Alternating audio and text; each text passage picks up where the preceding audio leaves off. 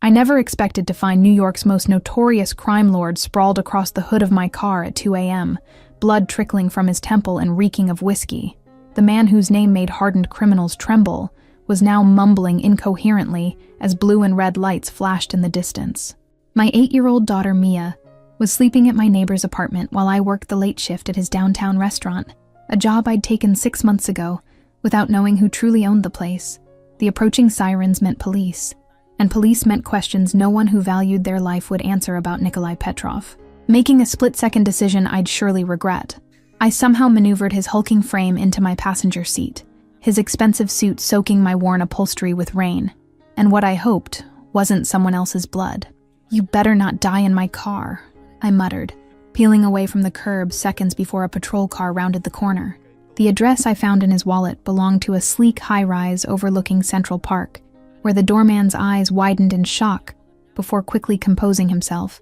"Ms. Collins, we've been expecting you," he said smoothly, though I'd never set foot in this building before tonight, and I definitely hadn't told him my name. "Apartment 3001, he continued, pressing the penthouse button before stepping back from the elevator. "And Ms. Collins, this never happened." The doors closed on his knowing look, leaving me alone with the unconscious man who signed my paychecks and reportedly had half the NYPD in his pocket. The penthouse spanned the entire top floor, with floor-to-ceiling windows showcasing Manhattan's glittering skyline.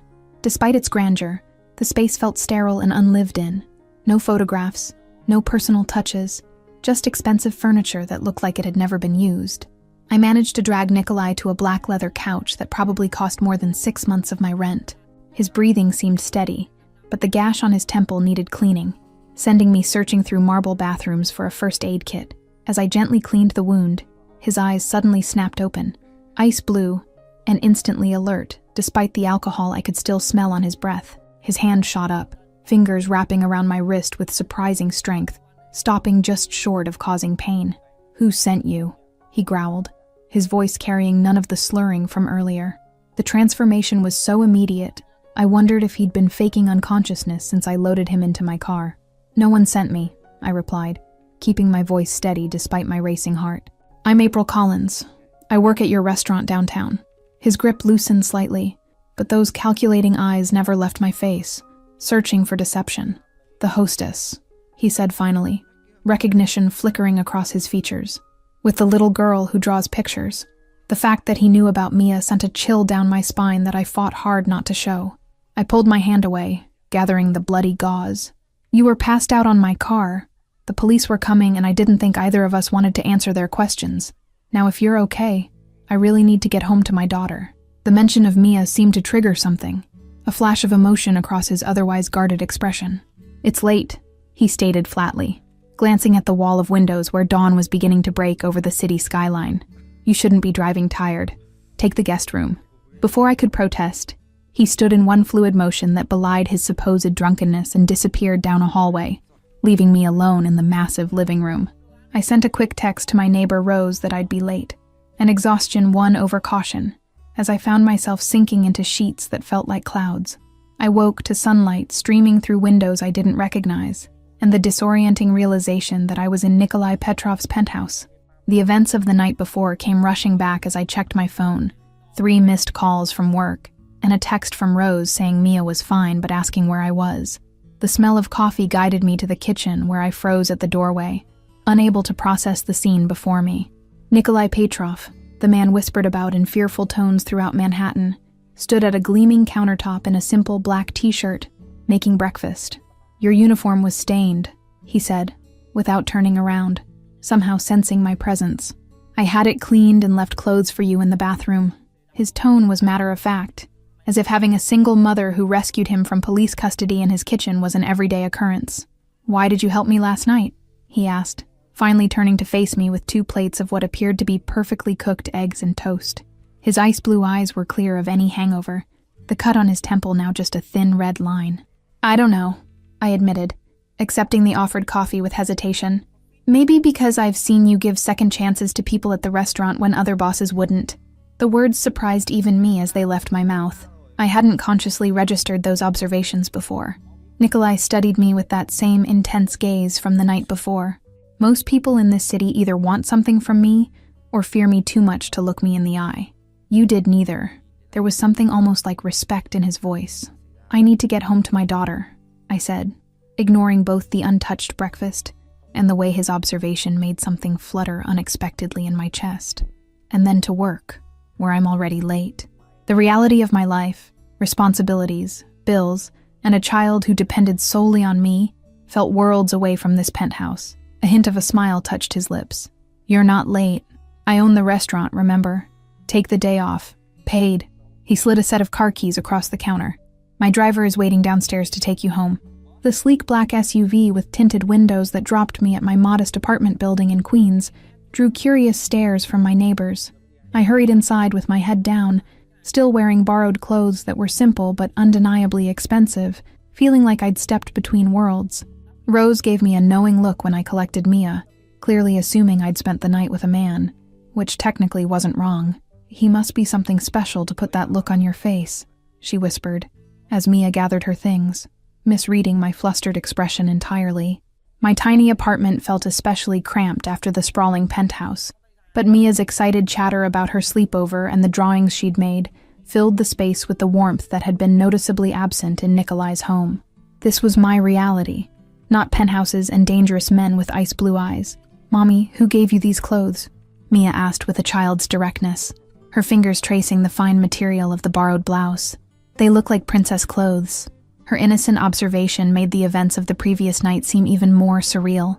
I was formulating a suitable explanation when my phone buzzed with a text from an unknown number. Your car has been repaired and returned to your building's parking lot. Thank you for last night. NP. Attached was a photo of my old Honda, now sporting what appeared to be a new paint job and fixed dents I couldn't have afforded to repair. Just someone I helped, I finally answered Mia, tucking my phone away with shaking hands. Sometimes when you help people, they want to thank you. Little did I know how profoundly that simple act of kindness would change both our lives by morning. I returned to work the following evening expecting awkwardness, or worse, to find myself suddenly unemployed. Instead, the restaurant manager nervously informed me that I'd been reassigned and handed me a new uniform. Not the standard black dress, but a tailored blazer and slacks. Mr. Petrov requested you personally handle VIP reservations and special events, he explained, unable to meet my eyes. It comes with a significant pay increase and more regular hours. The other staff watched with barely concealed curiosity and, from some, resentment. The promotion made no sense unless viewed as payment for silence, which ignited an unexpected spark of anger. I didn't want to be bought off. I'd helped him because it seemed right in the moment, not for some transactional gain that made me no better than the sycophants who surrounded him. When Nikolai himself appeared at the restaurant that night, the entire atmosphere changed. Staff straightened, conversations hushed, and even regular customers seemed to sense the shift in energy as he moved through the space with predatory grace. He made his way directly to my new station, ignoring the manager hovering anxiously nearby. "How's your daughter?" he asked without preamble, catching me completely off guard. The question seemed genuine rather than threatening, which was somehow more unsettling. "She's fine. Confused about the car," I replied cautiously, keeping my voice professional despite the curious glances from nearby tables.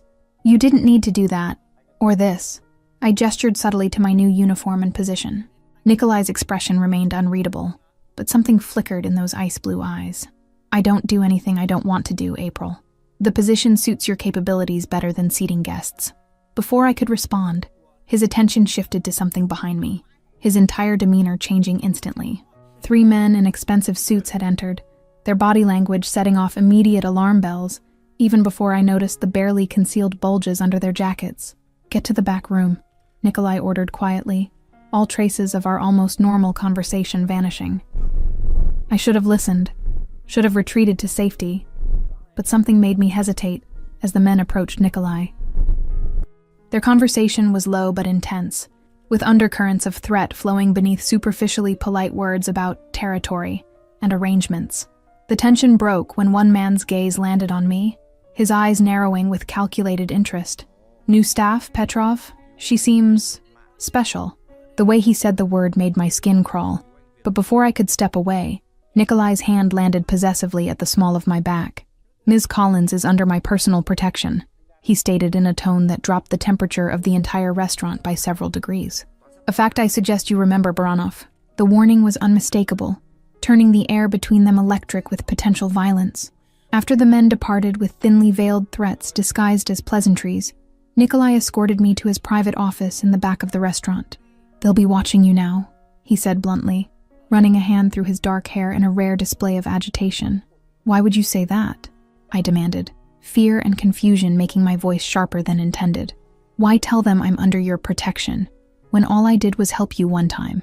The implications of being publicly connected to Nikolai Petrov in front of what were clearly rival criminals made my stomach twist. He moved suddenly, closing the distance between us with that same fluid grace that seemed at odds with his powerful frame. "Because you are," he stated, as if it were the most obvious thing in the world. "You helped me when no one else would have. That means something in my world." The raw sincerity in his voice caught me off guard, making it difficult to maintain the anger that had been building. "I have a daughter to think about," I reminded him quietly. "I can't be involved in whatever this is." I gestured vaguely, encompassing him and everything he represented. A shadow crossed his features at the mention of Mia. "That's precisely why you need protection now. Baranov saw an opportunity to get to me through you." His hand reached up, hesitating before gently tucking a strand of hair behind my ear. "I don't pretend to forget kindness, April. Not anymore." The whispers started the moment I arrived at work the next day, sidelong glances and hushed conversations that died when I approached.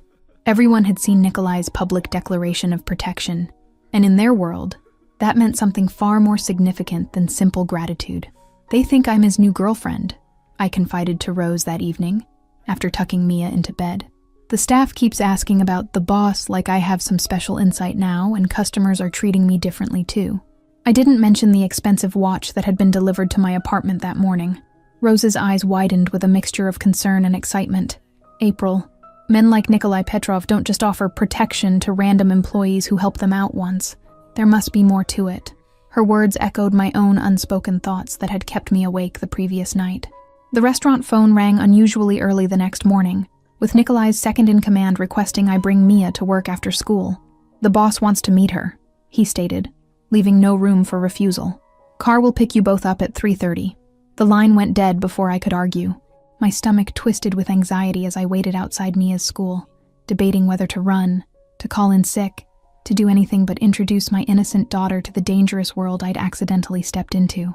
The sleek black SUV arrived exactly on time, its driver expressionless as he held the door. "Mommy, is this the man who gave you the princess clothes?" Mia whispered as we entered the restaurant through a private entrance I'd never used before. Her perceptiveness sometimes startled me. She noticed far more than I gave her credit for. Nikolai was waiting in his office, and for the first time since I'd met him, he appeared genuinely nervous. The intimidating crime lord who struck fear into hardened criminals was standing awkwardly, a wrapped gift in his hands, and uncertainty in his usually confident posture. Mia, fearless in the way only children can be, marched right up to him and extended her small hand. "I'm Mia Collins. Are you my mommy's new friend? You're very tall." Her directness seemed to catch Nikolai off guard, a hint of a genuine smile touching his lips as he shook her hand with surprising gentleness. "Yes, I am your mother's friend," he replied, crouching down to her level with fluid grace that belied his powerful frame. "My name is Nikolai, and I wanted to thank you for sharing her with me the other night when she helped me." The sincerity in his voice was unmistakable, even to my skeptical ears. Mia studied him with the unfiltered assessment only children possess, then nodded as if coming to an important decision. "You look sad in your eyes like Mommy used to before we moved here. Are you lonely too?"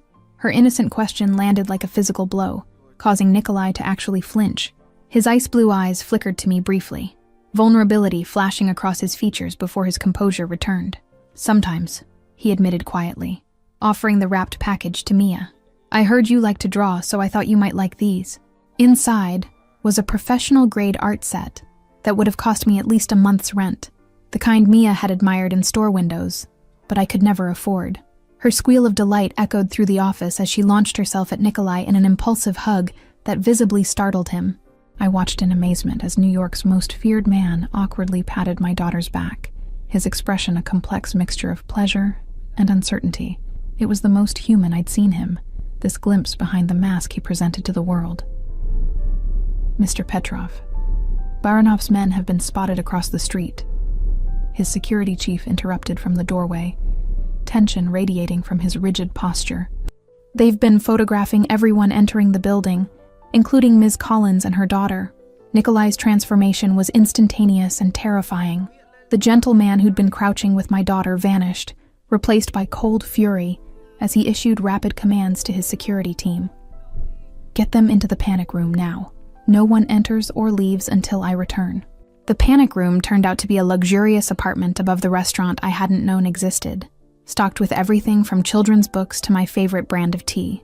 He's been preparing for you, noted his housekeeper, a grandmotherly woman who introduced herself as Mrs. Belova. We remained there for 3 days while Nikolai handled what he only referred to as the Baranov situation, with Mia surprisingly content thanks to her new art supplies and the endless patience of Mrs. Belova, who taught her to make traditional Russian pastries in the well-appointed kitchen. On the evening of the 3rd day, Nikolai finally appeared, looking exhausted but satisfied as he announced it was safe for us to return home.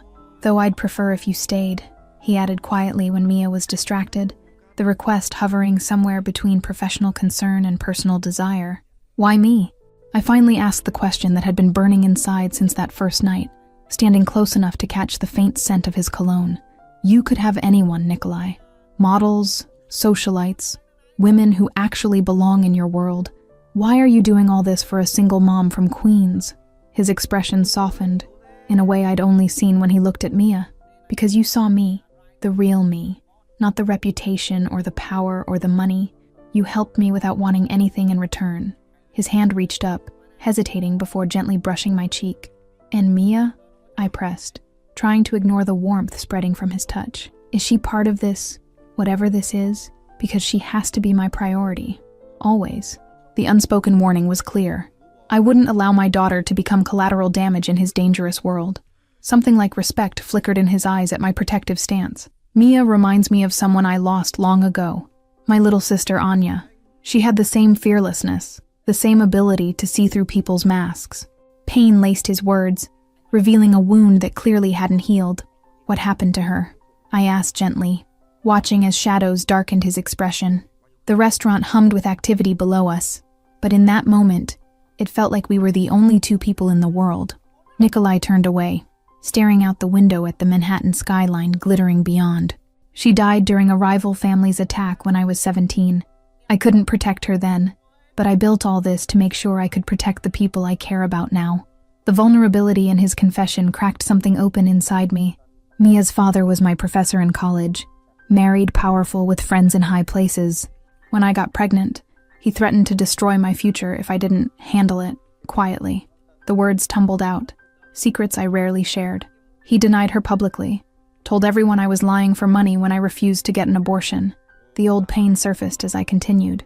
Then he made sure I was expelled, claiming I'd traded sexual favors for grades. No one believed me over him. Nikolai's expression darkened dangerously. His name? He asked, his voice deceptively soft. The predator that lurked beneath his controlled exterior was suddenly visible, sending a shiver down my spine despite knowing his anger wasn't directed at me. It doesn't matter anymore, I said firmly, touching his arm to draw him back from whatever violent path his thoughts were taking. We built a life without him. Mia doesn't need someone forced to acknowledge her. She deserves people who genuinely want to be in her life. The touch seemed to anchor him, his focus returning to my face with an intensity that made my heart race. And what about you, April? What do you deserve? The question hung between us, loaded with implications neither of us was quite ready to voice. I didn't have a chance to answer, as Mia burst into the room, proudly carrying a plate of misshapen but lovingly made Russian tea cookies. Mrs. Belova said these are your favorite, she announced to Nikolai, whose expression transformed instantly into genuine delight.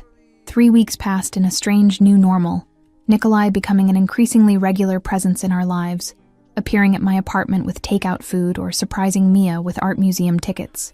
The dangerous crime lord showed a different side with us, thoughtful, sometimes even playful. My co-workers now treated me with a mixture of fear and respect, while Nikolai's associates watched our developing relationship with calculating eyes. I tried to convince myself we were just friends, ignoring the electricity that sparked whenever we touched, and the way his gaze followed me across rooms. What I couldn't ignore was the increasing security presence around us, the men who casually appeared whenever Mia and I left the apartment. The new doorman, in our previously doorman-less building, the subtle but unmistakable surveillance that followed us everywhere. Something was happening that Nikolai wasn't telling me about. My suspicions were confirmed when I arrived at work to find the restaurant closed for a private event, and Nikolai waiting with tense lines etched across his face. "We need to talk," he said without preamble, leading me to his office where maps and surveillance photos covered his usually immaculate desk. "Baranov wasn't working alone," he explained, pointing to images of men I didn't recognize. "They've been targeting my businesses, my people, and now they're watching you and Mia. Someone close to me is feeding them information, and until I find out who, you're both in danger." I felt the blood drain from my face as he showed me photos clearly taken outside Mia's school. "We need to leave the city," I whispered, maternal instinct overwhelming everything else. "I can take Mia somewhere they can't find us until this is over." Nikolai shook his head, frustration evident in the tight set of his shoulders. "They'd find you within days. The only way to protect you both is to keep you close, to bring you into my home permanently, where my security can watch over you 24 hours a day." "You want us to move in with you?" I asked incredulously, thoughts racing at the implications. "Nikolai, that would only confirm what everyone already suspects, that we're together. It would make us an even bigger target, not to mention what it would do to Mia's sense of stability." He moved closer, intensity radiating from him in waves. "April, I'm not asking this lightly. If there was another way to keep you both safe, I'd take it." His hands gripped my shoulders gently but firmly. "I can't lose anyone else I care about. I won't." The confession hung in the air between us, neither of us quite ready to acknowledge the deeper meaning behind his words. Before I could respond, a commotion erupted outside the office. Raised voices followed by the distinctive sound of breaking glass. Nikolai pushed me behind him instinctively as his security chief burst through the door, blood streaming from a cut above his eye. "It's Carson," he panted, naming Nikolai's longtime financial advisor. "He's been working for them all along. They just tried to take out our entire upper management at the downtown meeting." The betrayal of someone Nikolai had trusted for years seemed to hit him physically, his posture stiffening as he absorbed the news. "Where is he now?" he asked, his voice dropping to the dangerous quiet I'd come to recognize as his most lethal state. "We have him contained at the warehouse," his security chief replied, wiping blood from his face. "But Baranov's people are moving on all fronts. They know about Ms. Collins and her daughter. Carson told them everything. There's a team headed to her apartment building right now." Pure terror seized me at the realization that Mia was at home with Mrs. Belova, who had been watching her after school while I worked. "Nikolai, please," I whispered, clutching his arm with desperate fingers. "Mia." He was already moving, barking orders into his phone as he pulled me toward the private elevator. "Team Alpha to Collins' apartment immediately. Secure the child and Mrs. Belova. Lethal force authorized if necessary." The cold efficiency of his commands should have frightened me, but I felt only gratitude for his decisive action. The 20-minute drive to my apartment was the longest of my life, my heart hammering so loudly I could barely hear Nikolai's continued stream of commands and status updates through his phone. When we finally screeched to a halt outside my building, the scene that greeted us froze my blood. 2 black SUVs with shattered windows sat abandoned in the street, while men in tactical gear secured the perimeter of my modest apartment building. Nikolai's security chief approached as we exited our vehicle, his expression grim as he reported, "We got here just in time. Baranov's men were already inside, but we've secured the apartment.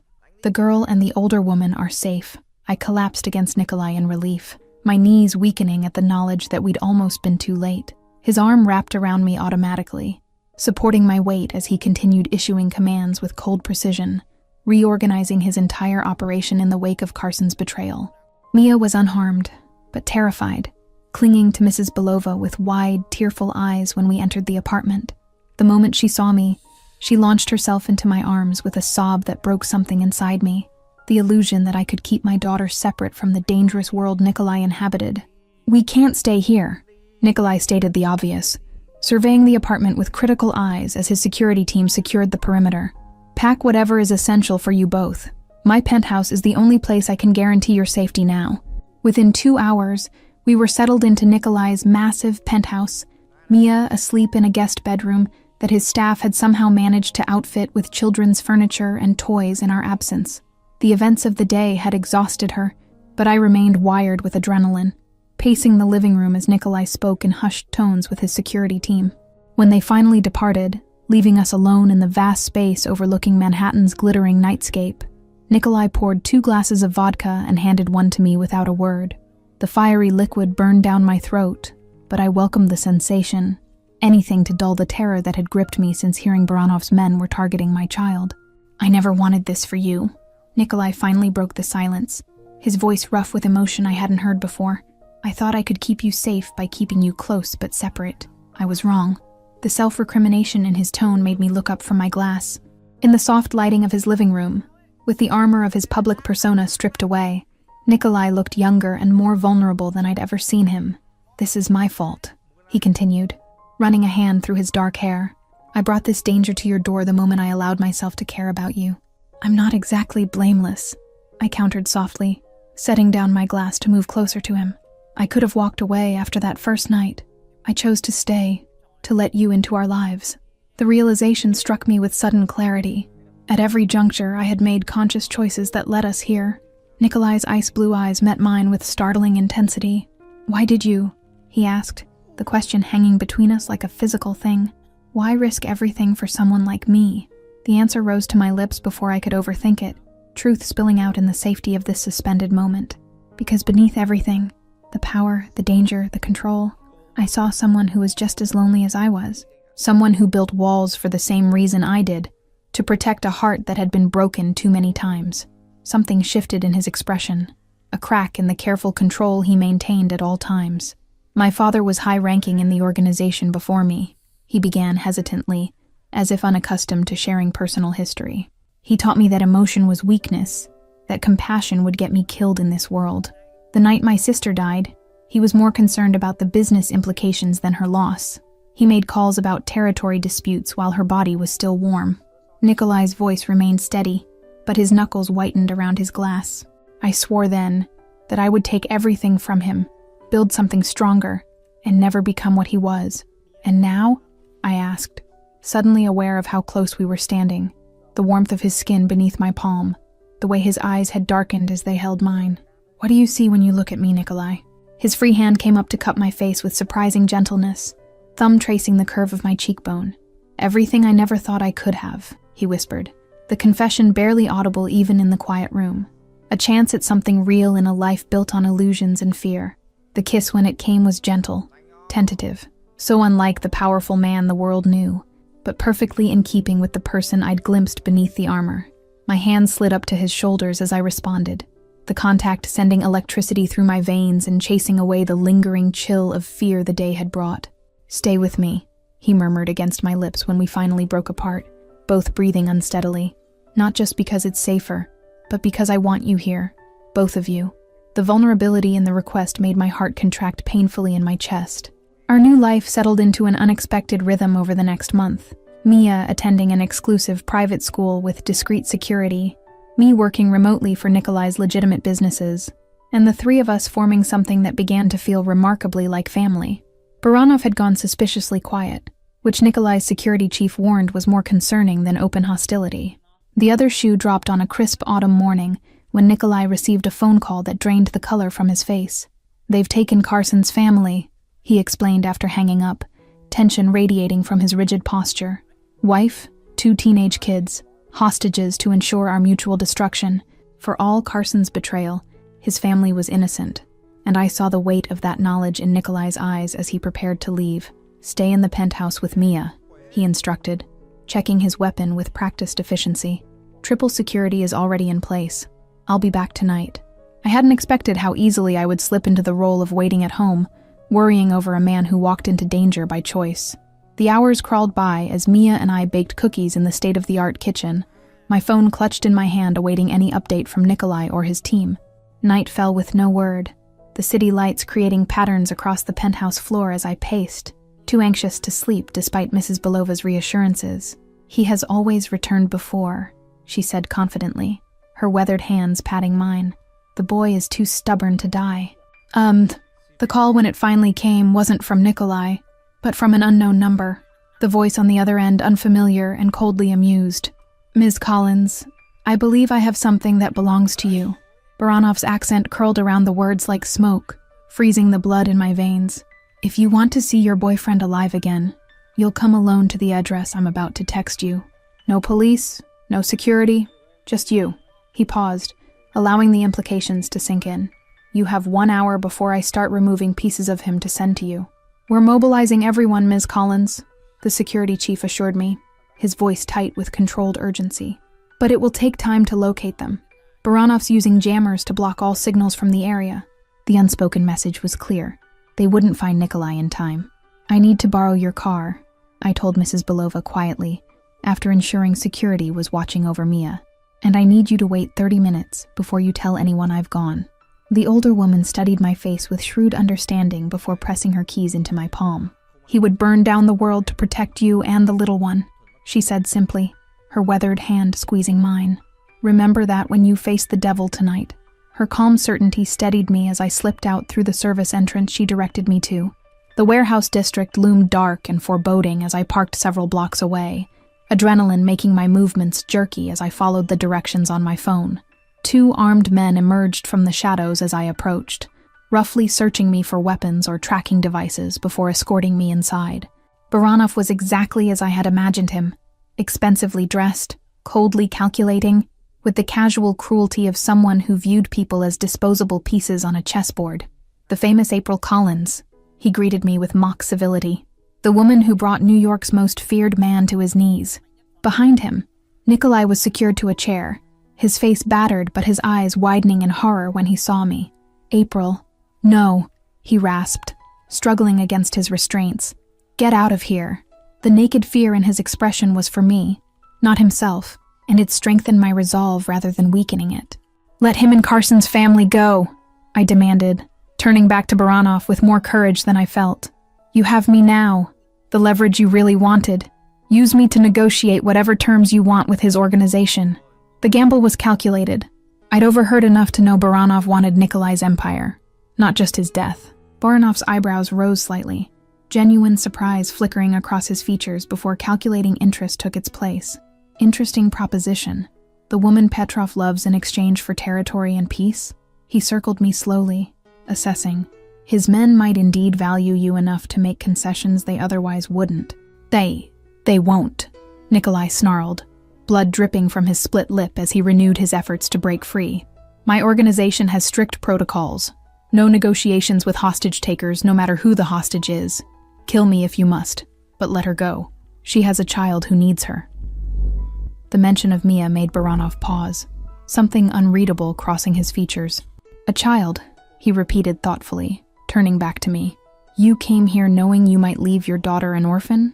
That's either incredibly brave or incredibly foolish." I lifted my chin, meeting his gaze steadily. "I came here because I believe in my heart that you're not the monster Nikolai thinks you are. You have children of your own, don't you, Mr. Baranov?" The shot in the dark hit its mark, his slight flinch confirming my intuition. "This feud has gone on too long," I continued, taking a careful step toward him. "Both of you have built empires. Both of you have people who depend on you. How many more innocents need to suffer because neither of you is willing to find another way?" A tense silence fell over the warehouse, broken only by Nikolai's ragged breathing and the distant sounds of the city beyond its walls. Baranov studied me with new intensity, reassessing whatever he'd initially assumed about me. "You truly believe peace is possible between our organizations?" Before I could respond, the warehouse doors burst open, armed men flooding the space with practiced efficiency, but they weren't Nikolai's men. A woman stepped through their midst, elegant and steel-spined, her resemblance to Baranov unmistakable. "That's enough, Victor," she stated with quiet authority. "What are you doing here, Irina?" Baranov demanded, genuine shock replacing his calculated control. "This is business. You shouldn't be involved." The woman, his wife, I realized, ignored him completely, her attention focused on me with unsettling intensity. "So you're the one," she said, moving closer with graceful steps that belied the danger she radiated. The woman who made Nikolai Petrov remember he has a heart. There was no mockery in her assessment, only a strange respect that made me stand straighter under her scrutiny. Irina Baranov turned to her husband with cold fury barely contained. 3 months of this pointless war, Victor. Our children living in safe houses. Our business partners deserting us. And for what? Pride? She gestured sharply to Carson's terrified family huddled in the corner. "Now you threaten children? This isn't the man I married." Something shifted in Baranov's expression. Not weakness, but a recalibration I recognized from watching Nikolai in moments of unexpected clarity. What would you have me do? Surrender everything we've built? The question held genuine uncertainty rather than challenge. I would have you remember why we built it, she replied with surprising gentleness, touching his face with familiar intimacy. For our family, for security, not for power that turns you into someone our children wouldn't recognize. Nikolai watched this exchange with wary confusion, his eyes darting between the Baranovs and me as the dynamic in the room transformed. What game are you playing, Victor? He demanded, still struggling against his restraints. If you're going to kill me, just do it. Leave April out of this. Irina approached Nikolai, fearless despite his reputation. No one is dying tonight, she stated with the certainty of someone accustomed to being obeyed. This ends now, before the authorities connect either of you to Carson's disappearance and dismantle everything you've both built. The next hours passed in a surreal negotiation that reshaped the criminal landscape of New York City. Territory divided, agreements made, with Irina and me as unlikely mediators between two powerful men who had forgotten there were options beyond destruction.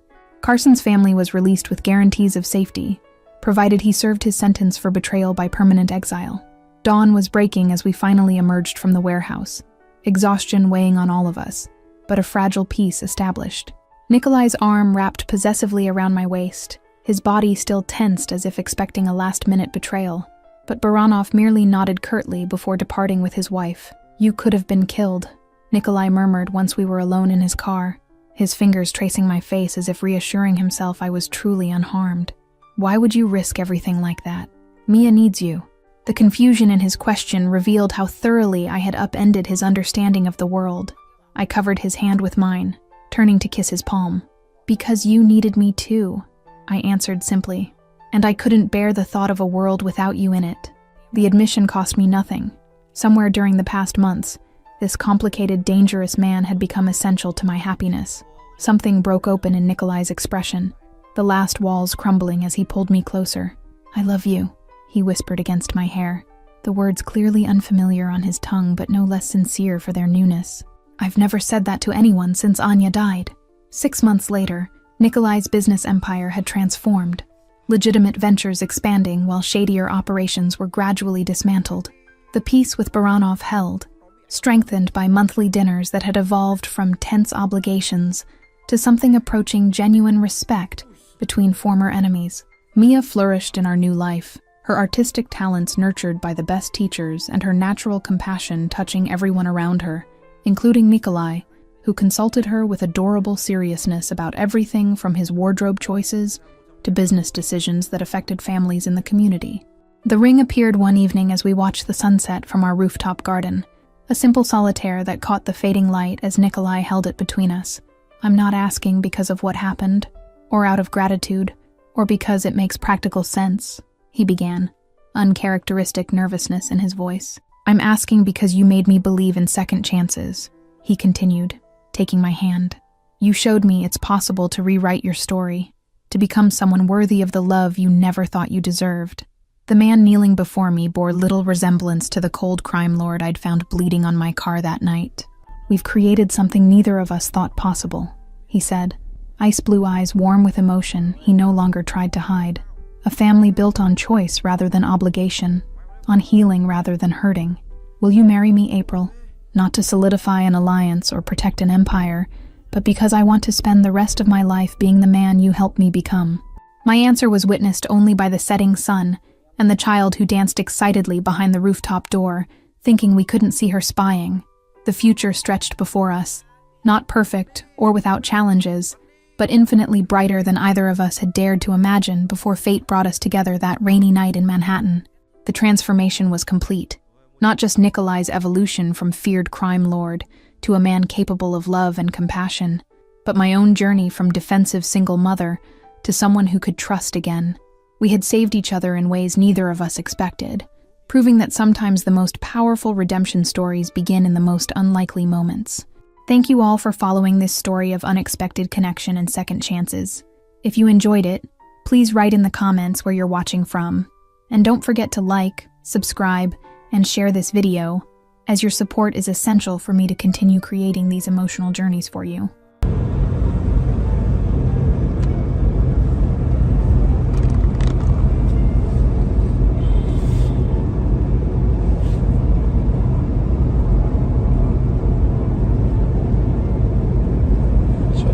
посмотрим, как у меня трансляция началась.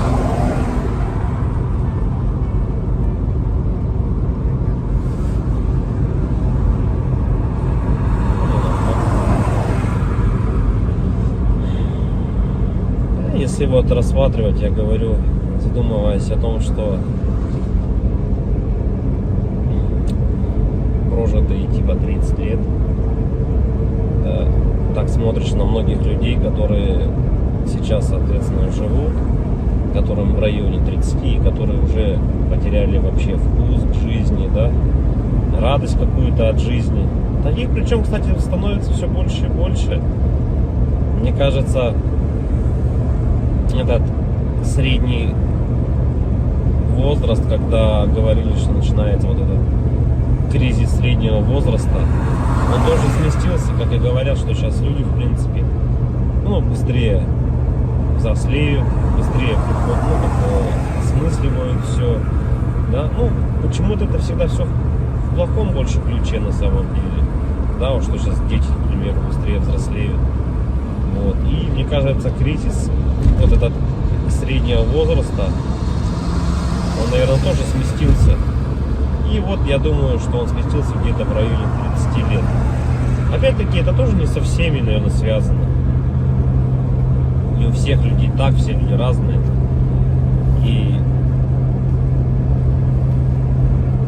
когда приходишь к той мысли о том, что помимо того, что люди сами по себе стали такие вот, наверное, депрессивные, да, времена такие сложные, да, вот это вот еще извне много каких вещей случается, на данный момент, которые людям усугубляют эту ситуацию на самом деле, вот этой депрессии, вот этих кризисов, да, каких-то переходных моментов в жизни. И непонятно, если конец этому всему, да, наступает людей потом белая полоса в жизни, или они не могут выбраться из нее. Примеров достаточно на самом деле много. Например, вот сосед у меня есть такой хороший парень был. И есть, он хороший человек сам по себе. Но вот у него сейчас очень сложные времена такие, как бы дизмораль на него напала. О том, что он не реализовался в своей жизни к 30 годам, что жизнь у него кончена. И не может он выбраться из этой ситуации, да, как говорят, если мы говорим, что это мужики такие, да, типа слабые, да, какие-то, безморальные, как бы такие вот, что в основном это случается, наверное, зачастую, может быть, это у мужиков случается в этом возрасте. Такой кризис, наверное, да? Каких-то неудач в своей жизни, не пришедших ни к чему достойному и хорошему. Но вопрос в том, что это мужики такие, типа слабые, или времена такие стали, что если вот разобраться так, вот, например, возьмем даже с древних времен, когда человеку нужно было добывать пищу самому, да, там убивать мамонтов, мужику стоило там сходить на охоту. Да, на охоту он сходил, кого-то там добыл добычу, принес домой, да, что-то где-то там поделал дома, и все как бы. И это, возможно, как работа тоже на ежедневной основе, да, была. И как бы мужик в то время считался, еще воином были, они воинами были, не воевали, да. В любом случае, это все такая в основном физическая была работа, типа стратегии именно добычи пищи какой-то себе. Тут вот требовалось, возможно, какое-то знание, да, тут я не спорю. Но в основном это была физическая работа. Если взять, к примеру, не такие далекие времена, когда там люди вот только выходили из пещер, Да, взять даже, допустим, 50 лет назад, 100 лет назад, да, когда люди работали на заводах. И что тогда считалось именно мужиком, да, таким. Разница была, наверное, с нынешними временами в том, что если ты работал, к примеру, на заводе на каком-то, то тебе было этого всего достаточно. То есть ты уходил на завод, отработал свое время, да, пришел домой, какие-то тоже там, может, домашние дела, и, ну, и этого тебе было достаточно на самом деле. Как бы и все, и заключалась вся суть именно мужчин, ну вот, как бы устроиться главное на завод и работать физически, опять-таки, да, получить какое-то образование, так, ну, как бы среднеспециальное, к примеру, да, какой-нибудь токарь, идти на завод, отработать там 8-12 часов. Ну, это не легкая работа, я не спорю тоже с этим.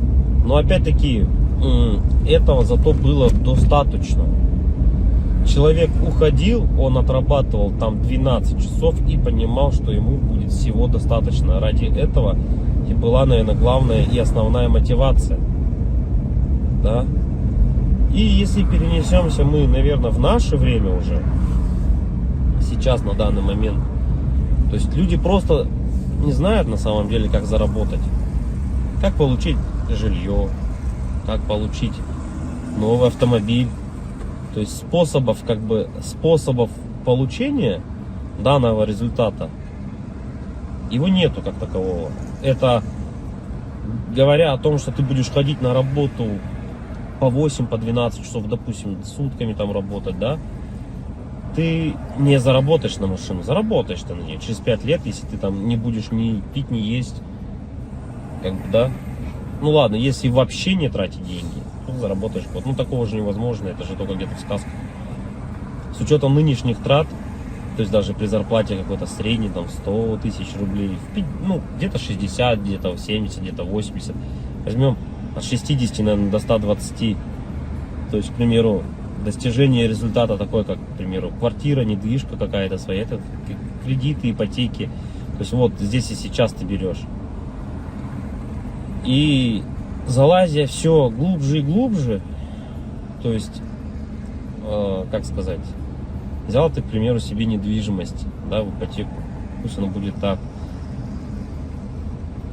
Помимо тех трат, к примеру, помимо этой ипотеки, там ремонт и так далее, тебе за эти 20 лет нужно и телефоны менять, и одежду менять, и так далее, там кушать надо.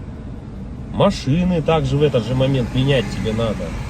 И то есть это кабала на самом деле такая, она дизморальная. И к чему это все? Что же значит мужик в наше время, который ходит на завод, работает 12 часов, а денег у него все равно нету. Как бы добычу он принести уже не может, да? Ну типа он может сходить в лес, но от этого толку особо не будет. И, наверное, сам интернет, во-первых, расфорсил вот это вот все, то, что люди должны зарабатывать какие-то миллионы. Они должны зарабатывать. Это было бы шикарно, если бы каждый зарабатывал. Но каждый по своей сути не может столько зарабатывать, да, потому что не хватит денег, чтобы каждый. А может их и хватит, но никто никому не даст так зарабатывать. И вот возвращаясь, к примеру, к тому, что какая зарплата? 1300, наверное, должна быть в наше время, чтобы как бы себя, наверное, обеспечивать, да, хорошо, одному. И кто же тогда мужик в наше время? Типа, что он должен делать? Что он должен выполнять? Как бы, если он ходит на работу, но смысла от этого нету. Ну, как бы он есть, да, у тебя какой-то идет доход, но если его недостаточно. Смотришь другие профессии, другую работу, да,